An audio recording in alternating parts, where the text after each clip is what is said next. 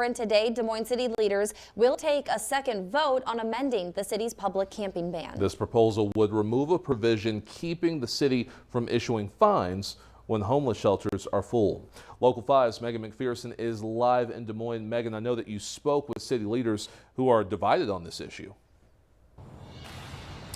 Yeah, I did, Dana and Joseph. And at tonight's special council meeting, which will take place here at Des Moines City Hall, the council will conduct a second vote on a proposed change to the city's public camping ordinance, which was initially passed in September of last year. So right now, the ordinance says that somebody found in violation of the ban cannot be fined if there is no space available in a shelter or if they cannot afford to pay that fine.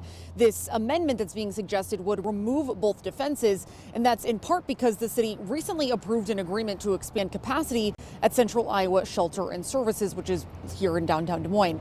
Now, that agreement was approved last month and will allow the shelter to add 25 spots for homeless individuals. It will also allow the city to give CIS a one-time $300,000 reserve and assign Des Moines police to the shelter. However, Councilmember Josh Mandelbaum does not support removing those defenses from the ordinance, and he argues that this change would make the ban more punitive. If there are more folks who are experiencing homelessness and there's less capacity, even with the additional capacity now, we could still run into that same issue where there's not shelter space available and we are arresting or fining people.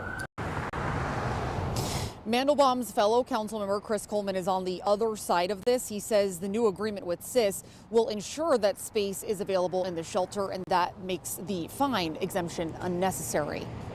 We've had a lot of fires in abandoned homes and buildings, and the citizens of Des Moines want us to do something about that. Our goal isn't to cite or punish anybody. It's to make sure that they have options to get off the street into program services. And some advocacy groups are siding with Mandelbaum, saying the city is prioritizing punishment over investments in resources and affordable housing.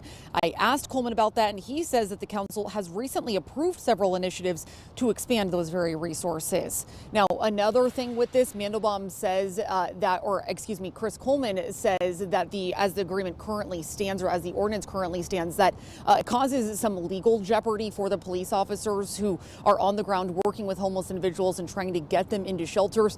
Mandelbaum says he's been working to address that with him and that he has drafted several different versions of this ordinance to address some of those legal liabilities while also keeping the affirmative defenses in the ordinance. Tonight's special meeting will begin at 4:30. Live in Des Moines this morning, Megan McPherson, Local 5 News.